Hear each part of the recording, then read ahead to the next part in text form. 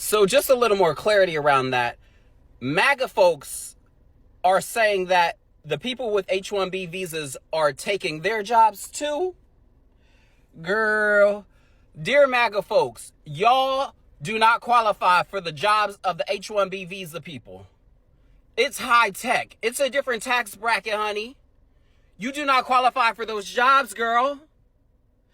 And so, and I know this because in college, I worked in the Office of International Student Services, where I was collecting the checks from international students. And international students, they have to pay in cash, baby.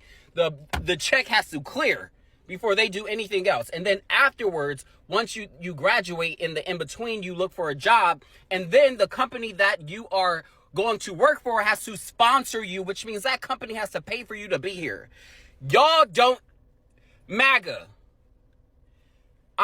your brains are working in too many realms in which you don't have access to. Stop it. H1B, above your tax bracket. That's all you need to know. That's all you need to know. Hey guys, welcome back again to the channel. It's so good to have you. Thank you so much for clicking when you saw this video. So in today's video, I have to say that at times I feel like I'm living in an alternative universe, because there is no way that Trump's potential secretary for the Department of Homeland Security said this. We have seen one estimate that says it would cost $88 billion to deport 1 million people a year. I don't know if that's accurate or not. Is that what American taxpayers should expect? What price do you put on national security? Is that worth it? Is there a way to carry out mass deportation without separating families? Of course there is. Families can be deported together.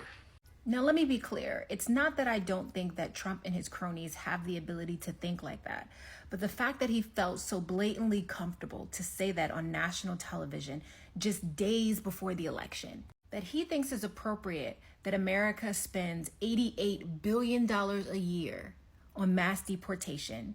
But no fear, don't worry about separations of families. They're all going to be deported together. That is what he said. And for first-generation immigrants, please do not think that you're safe, because you're not.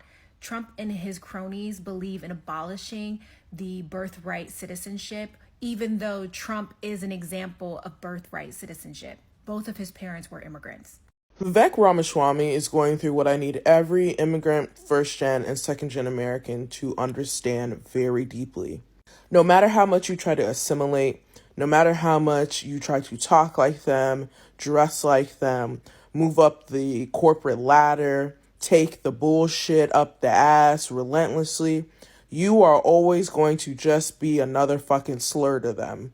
Because it's so funny what Vivek Ramaswamy is talking about in his tweet. And if you don't know what I'm talking about, Vivek essentially made a tweet stating that Americans need to prioritize more so the valedictorian over the jock. They need to prioritize the math Olympiad over the fucking, I don't know, some other nonsense that he concocted in his head. And I think what's funny about that, more so than anything else, is that what he wants is for Americans to have zero work-life balance.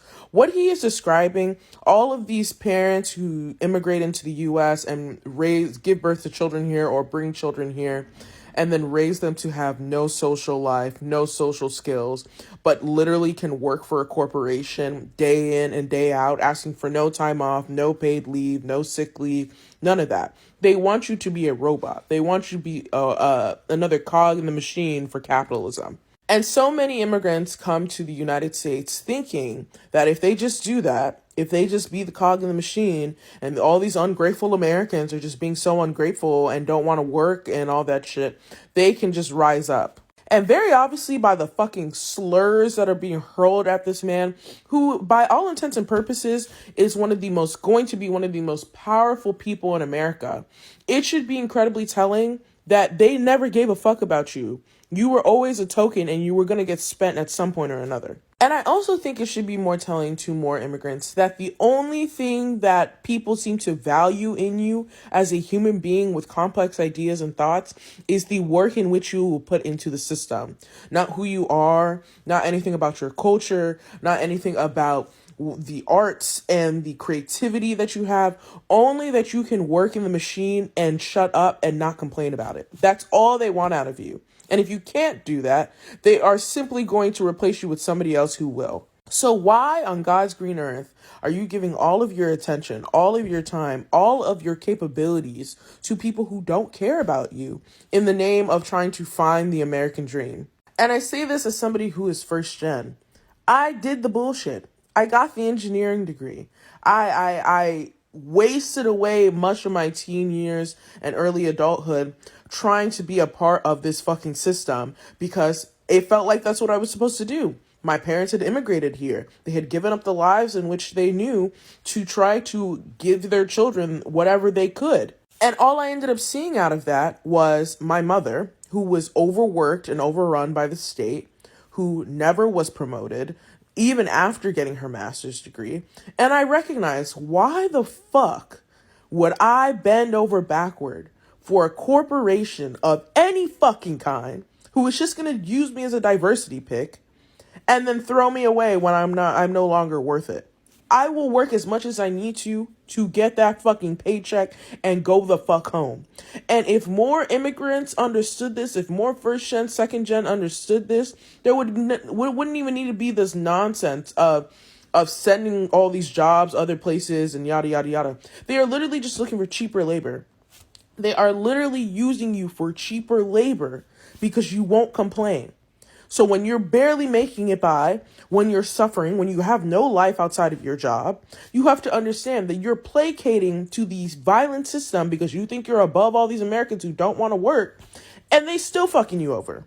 So let's think a little bit smarter and more critically about these systems and the global impact that they have. How much of our national politics is just because dudes weren't cool in high school? Vivek Ramaswamy went in some sort of rant yesterday about H1B visas and how Americans are mediocre because we like sports and we need to bring in Indians. Now, I would say that the tech sector wants H1B visa people because they're basically trapped here and have to work however many hours. And Vivek Ramaswamy likes those people because he was raised in a very conservative Hindu family. And a lot of Indians who are immigrating now, he perceives as being conservative like him. And I would argue that both he and tech want Indians who are coming out of an Indian education system because that's one that trains for rote learning and basically following the rule. Whereas the American education system ideally is training for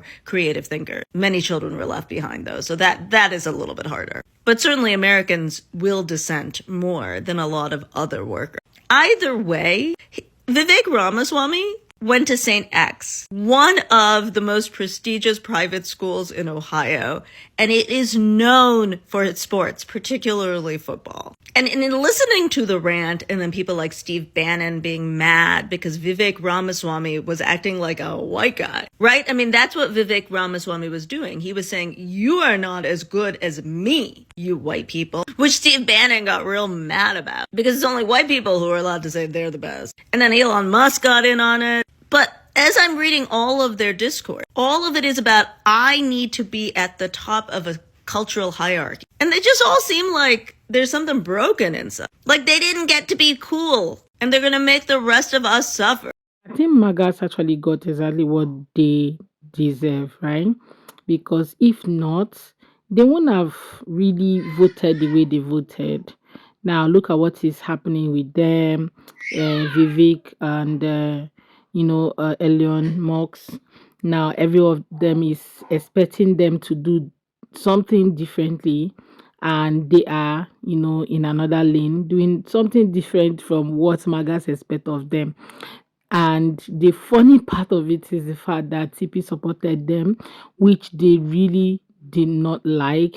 And that's why you have people like Steve Bannon coming out to talk about them, listing out the number of people that they employ on the H1B visa, and that's really funny.